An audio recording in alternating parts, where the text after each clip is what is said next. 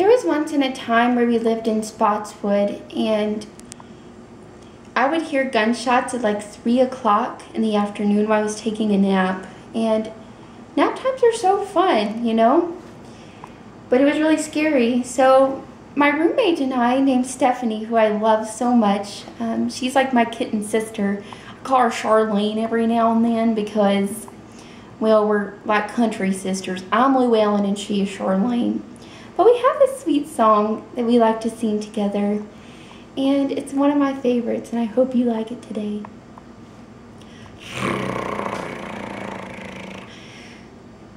Soft kitty, warm kitty, little ball of fur.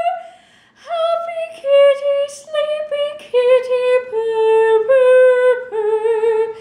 And she would chime in at this hour, and then it'd just be this big old beautiful chorus of soft kitty, warm kitty, little ball of fur. Happy kitty, sleepy kitty, purr, purr, purr.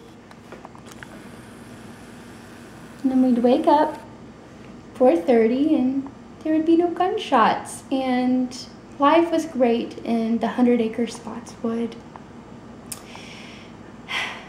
All over and out.